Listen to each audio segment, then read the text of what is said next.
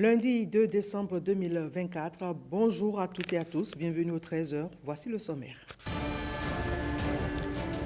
Lutte contre les violences basées sur le genre, l'édition 2024 des 16 jours d'activisme est en cours. L'Institut national de la femme œuvre pour une meilleure prise en charge des victimes. Une délégation était dans le Mouno à cet effet, le point à suivre dans ce journal.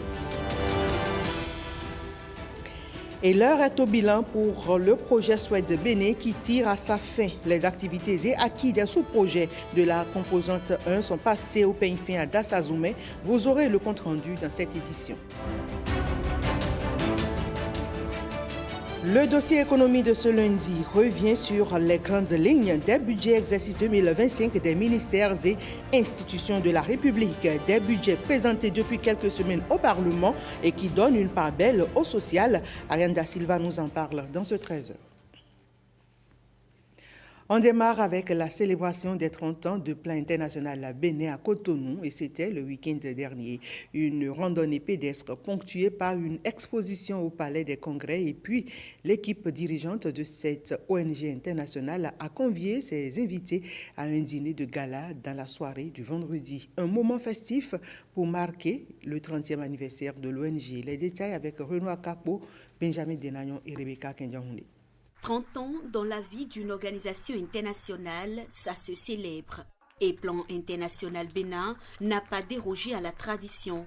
C'est dans le somptueux cadre de cet espace hôtelier que le gâteau d'anniversaire a été dévoilé. En première ligne, la représentante résidente de Plan international au Bénin, entourée de 3 ministres, dont le ministre d'État en charge du développement.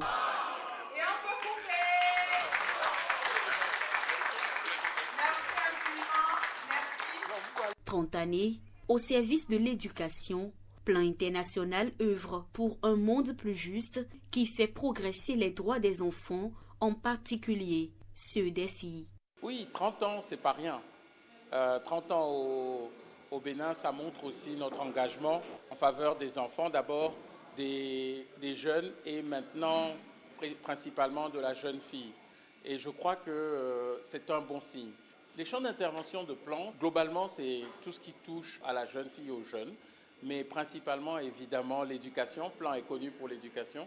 L'occasion était tout à fait indiquée pour passer en revue les grandes réalisations de Plan international au Bénin. Le film documentaire projeté au cours de cette soirée donne la mesure du chemin parcouru. On est là aujourd'hui pour célébrer les succès des 30 ans, donc c'est beaucoup de satisfaction pour moi. 30 ans au Bénin, ça a été vraiment un très grand parcours, un parcours de persistance, de beaucoup de travail, certes avec le gouvernement, avec tous nos partenaires et avec les communautés, les jeunes. Les initiatives mises en route par Plan international Bénin pour transformer la vie des enfants dans les communautés ont été saluées par le ministre d'État en charge du développement. Félicitations pour tout ce qui a été fait qui vous permet aujourd'hui de célébrer ces 30 ans. Nous avons des partenaires institutionnels, mais nous avons aussi beaucoup d'autres organisations non gouvernementales ici au Bénin qui nous assistent tous les jours. Le Plan Bénin est l'une de ces toutes premières organisations. Je veux donc ici solennellement saluer leur travail et féliciter les directeurs successifs qui sont venus ici à Cotonou. Exiger l'égalité entre les filles et les garçons et le respect de leurs droits fondamentaux, c'est garantir un monde plus juste et durable. Et depuis sa création, Plan international lutte pour faire respecter les droits des enfants, en particulier ceux des filles, et l'égalité filles-garçons. Pendant ce temps, le consortium d'ONG est intervenu dans la mise en œuvre des sous-projets autonomisation des filles et femmes, maintien des filles à l'école et compétences de vie et santé sexuelle et reproductive de la composante numéro 1 du projet Souhaite Bénin font le bilan des activités exécutées. Les acquis de ces sous-projets sont partagés à la faveur d'un atelier à Dassazoumé. Le point, c'est avec Pierrette Adayossi et Kadnel Capot. Ce sont les prestataires en charge de l'exécution des sous-projets, autonomisation des filles et femmes, maintien des filles à l'école et compétences de vie et santé sexuelle et reproductive qui sont réunis à cet atelier bilan.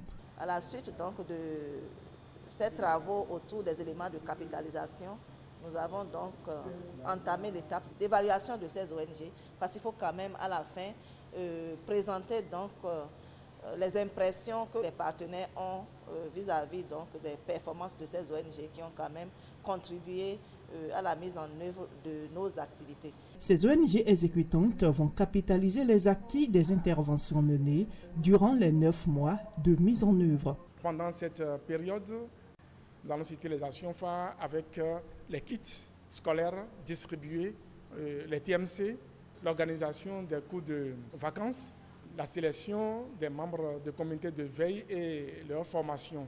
Nous voulons remercier le gouvernement pour avoir pensé aux jeunes filles, aux jeunes apprenantes, à nos élèves, pour chercher à les maintenir à l'école. Je suis particulièrement animée de sentiments de satisfaction vis-à-vis de tout ce qui a été fait, particulièrement à l'endroit de ces filles, en l'occurrence les filles dans leur niveau, dans les différents statuts, que ce soit les filles à l'école, les filles déscolarisées et les femmes.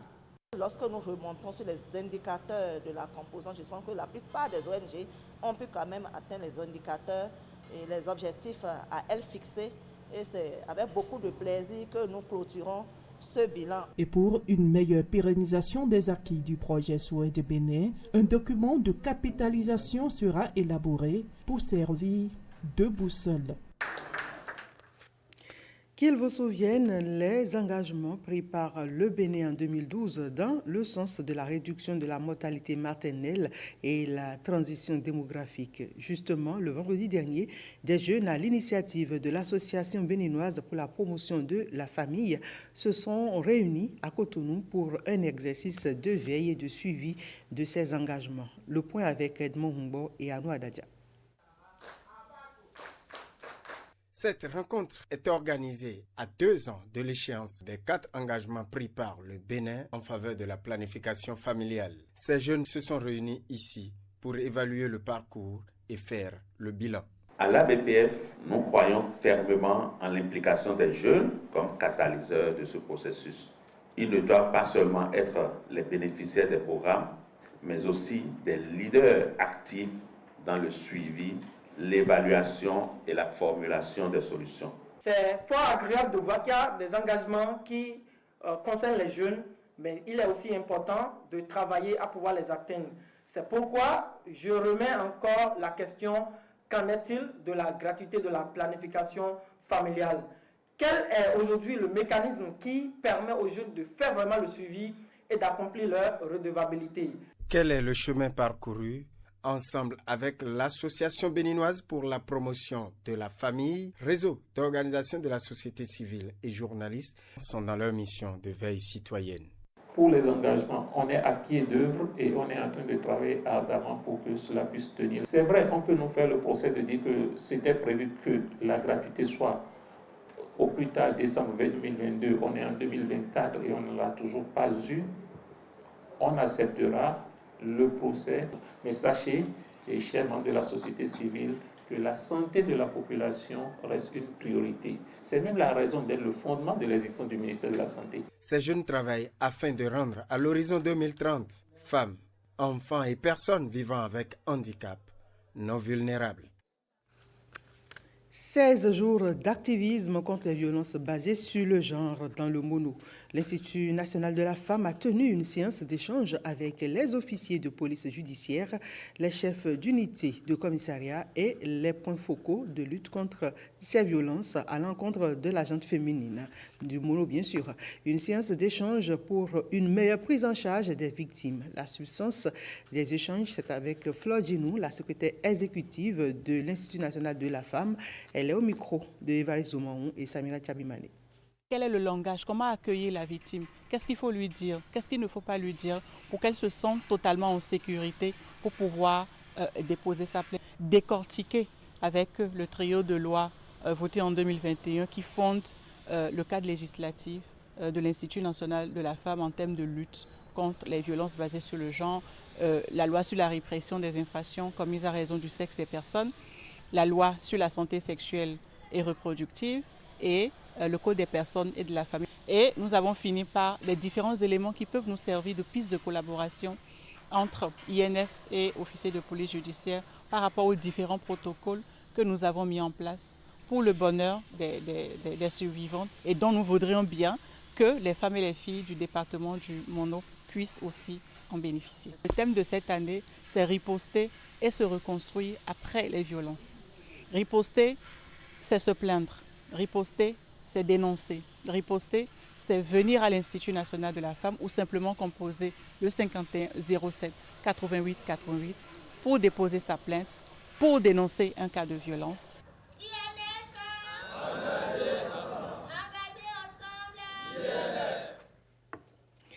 Et à la faveur de 16 jours d'activisme contre les VBG, 2 ouvrages viennent enrichir l'univers livresque au Bénin.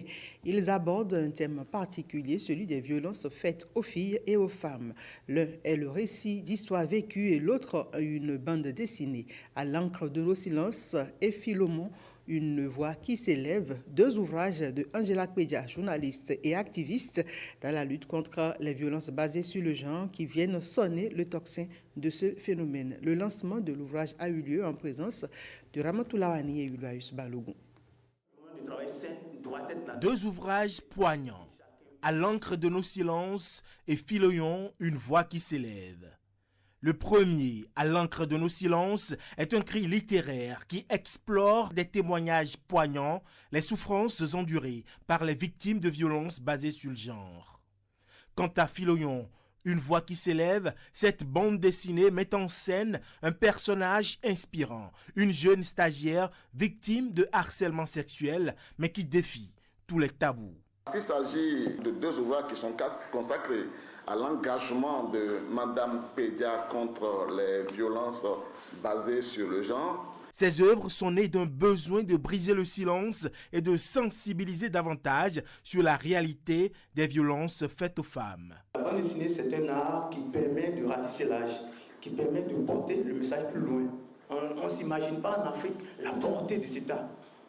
C'est un étau puissant, très puissant, qui permet surtout d'atteindre les apprenants.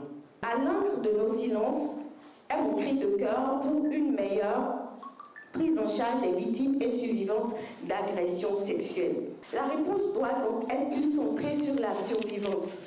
Pour moi, chaque action doit viser à restituer à la victime ou à la survivante le contrôle de sa vie et le respect qui lui est dû. Ces 2 œuvres, à l'encre de nos silences et Philoyon, une voix qui s'élève, ne sont pas de simples livres. Elles s'inscrivent dans une lignée historique où des voix, souvent réduites au silence, ont trouvé le courage de se lever et de dire « assez ».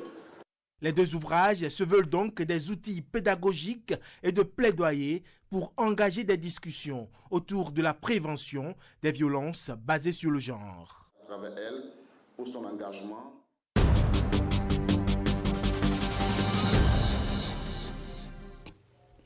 Depuis quelques jours, les ministres et présidents d'institutions se succèdent au Parlement pour présenter les budgets des structures dont ils ont la charge. Et c'est une exigence constitutionnelle que respecte le gouvernement depuis 2016. Pour 2025, l'exécutif veut davantage, à travers son projet de budget, améliorer les conditions des Béninois à travers des actions sociales. On peut bien le remarquer dans les prévisions budgétaires pour 2025.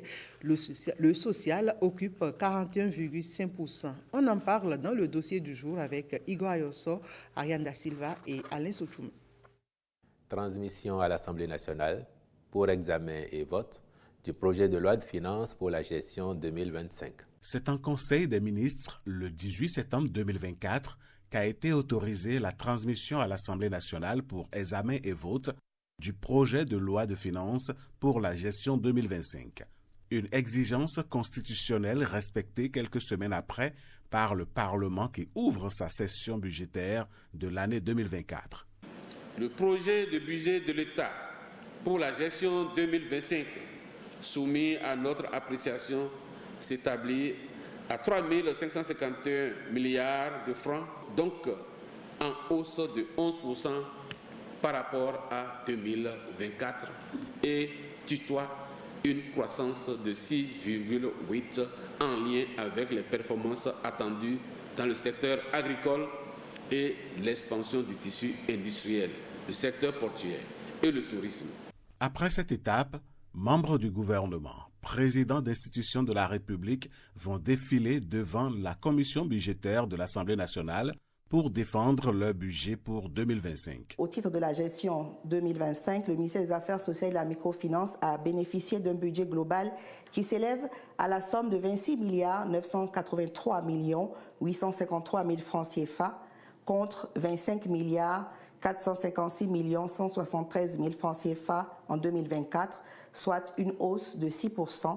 Le budget du ministère du numérique et de la digitalisation est d'un montant pour la gestion 2025 de 29 milliards de francs CFA, un budget en augmentation de 19% par rapport à 2024, l'année en cours, qui était de 24,3 milliards. C'est aussi une manière de prôner la transparence budgétaire aujourd'hui et je crois qu'il faut saluer cela. C'est un travail purement technique et hautement technique.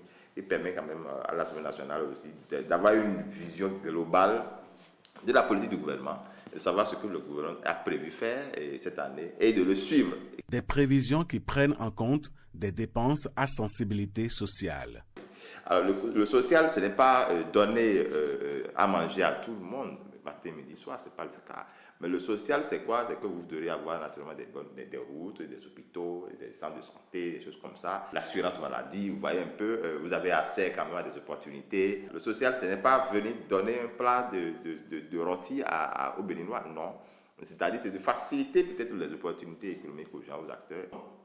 Si l'État investit beaucoup davantage dans les infrastructures, par exemple, les nations vont travailler, ils vont gagner un salaire, ils vont alors impacter leur famille naturellement avec ce salaire-là. C'est aussi le social. Quand on parle de développement, c'est la croissance économique que nous avons, mais il y a aussi le facteur humain qui est déterminant. Ces dépenses à sensibilité sociale sont évaluées à plus de 1 000 milliards de francs CFA, ce qui correspond à 41,5% du budget général de l'État.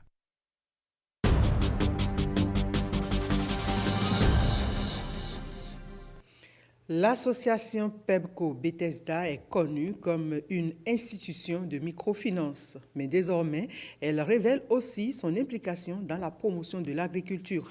Elle a organisé une visite de ferme dans la commune de Djidja. Les membres du conseil d'administration et une délégation du personnel sont allés palper les fruits de cette diversification conduite par le directeur général de l'institution, Cyril Honsou. Voici le film de la visite avec Jérôme Humbo. Grande mobilisation des parties prenantes de PEBCO Bethesda à Djidja Souvelaigny. Membres du conseil d'administration, cadres, techniciens et agents à divers niveaux, tous sont allés toucher du doigt les activités menées par l'association en marge de l'épargne et du crédit. Des activités essentiellement agricoles. Nous faisons la production du maïs, du soja, du manioc et de l'arachide. Nous faisons également le niébé, les pois d'Angole. Nous faisons l'élevage des volailles, des lapins et des porcs. La politique de diversification permet à l'association de soutenir sa stratégie de développement. PADER, qui est la promotion d'une agriculture durable et économiquement rentable, d'ici quelques années va s'imposer comme étant un projet d'envergure au Bénin. Si nous ne voyons pas que c'est une vision commune, réellement, chacun va travailler de façon isolée et on ne pourra pas accompagner correctement la direction générale dans les objectifs qu'elle veut atteindre. Quand ils vont comprendre la vision, c'est clair, on aura plus de facilité à déployer convenablement notre politique sur le terrain. Donc, c'est normal qu'on puisse effectuer cette descente pour leur permettre de voir tout ce qu'on peut faire dans l'agriculture pour leur montrer que désormais c'est la voie à suivre. Investir dans l'agriculture pour relever des défis, c'est une vision du gouvernement de Patrice Talon qui trouve ici tout son sens. C'est d'abord d'optimiser nos profits par rapport aux opportunités que le gouvernement propose à travers ses politiques, à travers la mise en œuvre de ces politiques. La réforme concernant l'importation des produits congelés, quand nous on a appris qu'il y a des réformes dans ce sens, on s'est apprêté pour vraiment capter le plus possible les opportunités qui sont offertes à ce niveau. Nous avons commencé par faire en même temps de la production de volailles, de poulet Goliath, pour vraiment montrer aux jeunes que oui, et surtout à la population que voilà, on peut y aller. Accompagnons le gouvernement de cette manière et ce qui est sûr, c'est que c'est le Bénin qui va en sortir très grand. L'implication dans l'agriculture porte sur plusieurs volets. La professionnalisation, la mécanisation, la recherche, les actions et innovations, le renforcement de capacités des jeunes entrepreneurs bénéficiaires de financement pour contenir le risque. Après Djidja, elle entend reproduire l'expérience sur 2 autres exploitations, l'une à Outo sur 120 hectares et l'autre à Kétou sur plus de 200 hectares. Le Fonds national pour l'environnement et le climat, FENEC, est l'une des 6 organisations à recevoir de financement du programme allemand IKI Small Grants. Ces fonds ont permis de financer des initiatives dans 5 communes, à savoir Adjohun, Kouyogbe, Djidja, Bembereke et Natitengu. Un atelier a été initié en fin de semaine à Cotonou pour mettre en lumière les résultats obtenus. Françoise Insou et Alessandra Jordan pour plus de précisions. Des subventions à des échelles réduites pour plus d'impact au sein des communautés, c'est la vocation du programme IKI Small Grants, Initiative internationale pour le climat. Le Bénin a bénéficié de ces fonds pendant 3 ans. L'heure est à l'évaluation et à la vulgarisation des acquis. Nous avions pu sélectionner 5 projets dans le domaine des changements climatiques et de la diversité biologique. Et ces projets ont pu travailler avec les communautés qui sont dans le besoin. Ces communautés arrivent maintenant à faire face aux risques, c'est-à-dire au renforcement de leur capacité, leur résilience face aux effets néfastes des changements climatiques. Et nous avons aussi pu préserver les forêts. En 3 années d'exécution, ce projet a impacté 12 500 bénéficiaires directs comme indirects. La mise en œuvre de ce partenariat a non seulement permis le renforcement des capacités du Fonds national pour l'environnement et le climat, dans la mobilisation des ressources vertes, mais aussi contribuer de façon concrète au financement de l'action climatique à travers ces projets d'adaptation. Nous devons capitaliser ces expériences pour mieux définir les actions futures dans le domaine d'intervention de ces projets. Je voudrais féliciter le FNEC une fois de plus pour la clôture avec beaucoup de succès de cette première phase d'accompagnement. La République fédérale d'Allemagne, bien entendu, soutient les acteurs et les organisations locaux en finançant leurs solutions locales qui contribuent au bien-être des populations dans plusieurs thématiques. Pour la pérennisation des acquis, la continuité du partenariat est souhaitée par les acteurs ici présents.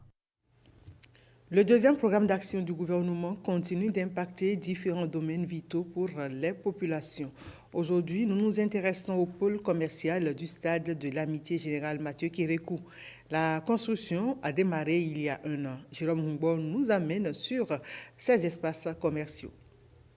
Nous sommes sur le site de pôle commercial et de restitution, le stade général Mathieu Kérékou. On a commencé les travaux depuis août 2022. Actuellement, nous sommes à un taux d'exécution de 68% et les travaux évoluent normalement.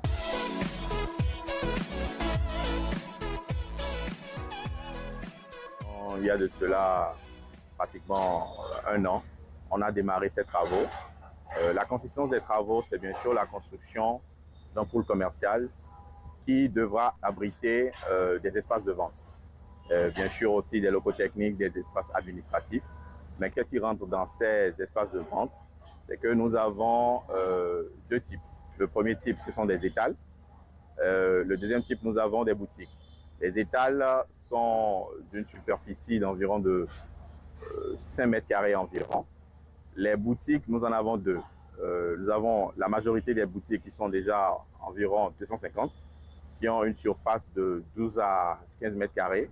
Et nous avons des boutiques un peu plus grandes qui sont beaucoup plus situées au niveau de la façade principale du bâtiment. Après, pour accompagner ces espaces commerciaux, nous avons des petits restaurants qui donnent sur un parc urbain où nous avons des aires de jeu, des espaces verts. Et nous avons aussi de grands restaurants. Il faut aussi noter que le bâtiment est divisé en 4 quartiers qui, suivant la volonté du maître d'ouvrage, est d'abriter 4 types de produits nobles, la maroquinerie, la bijouterie, la cosmétique et le textile. Et dans chacun des quartiers, nous avons bien sûr les étals et les restaurants et les boutiques que nous avons.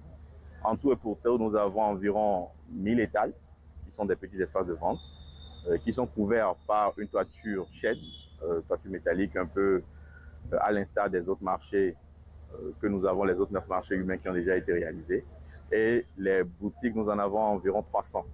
Et après, nous avons 70 restaurants, donc ce qui porte un total de 1500 espaces à mettre à disposition des preneurs qui pourront s'acquérir de ces espaces à la fin du projet.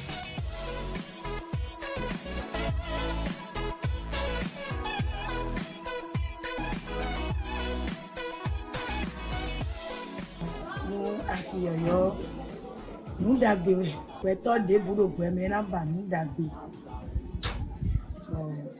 Nous derniers, nous mettons vivre dans nous mettons wendojri. Mais yigbe, nous de to gambio mion yigbe. Bon mina gosi fi bona iton.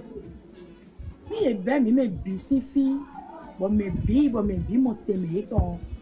Akiona jebo, azode to ganwa. Beo binamo. Olivier Mitam, me ko mini. Ene o ni me ko na mo sisa. To gan ro dagbe wa be. E nu e fe to azento wa be. E ro azento wa town. C'est venu à point nommé, ça donne la joie au cœur de nous les usagers. Parce que ici, il y avait des incendies et c'était pas trop salubre.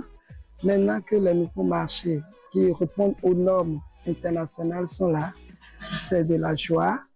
Et je crois que nous sommes très contents de ces joyaux que le président nous a offert.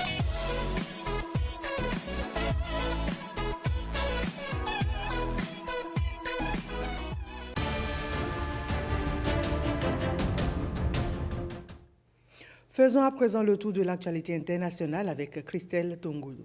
Le Sénégal commémore le massacre de dizaines de tirailleurs africains par les forces coloniales françaises près de Dakar en 1944. Un 80e anniversaire dont les nouvelles autorités veulent faire un marqueur d'une mémoire africaine commune, mais aussi de la relation avec la France. Le président sénégalais Bassirou Diomaye Faye et d'autres chefs d'État présents participent aux commémorations qui se tiennent au cimetière et au camp militaire de Tiaroy. La France est représentée par son ministre des Affaires étrangères.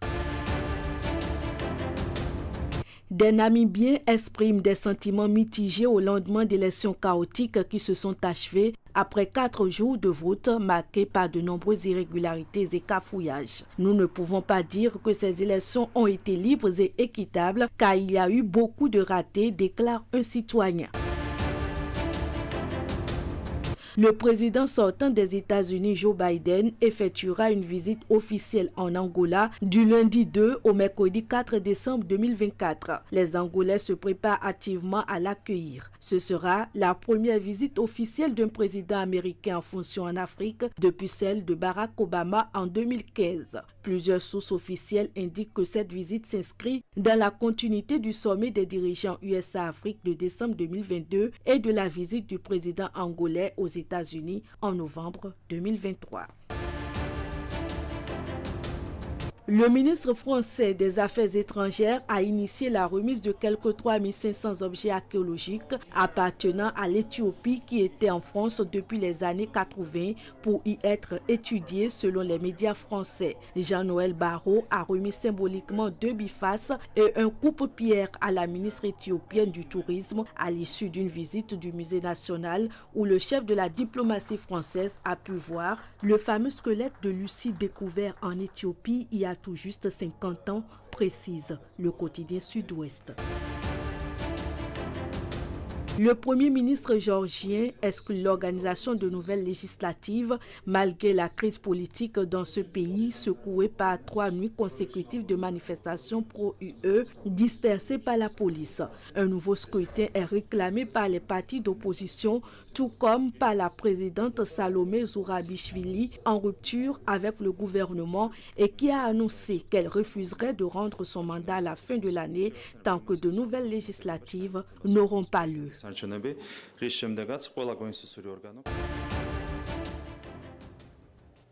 Voilà, c'est tout pour ce 13h. Merci, mesdames, messieurs, pour votre aimable attention.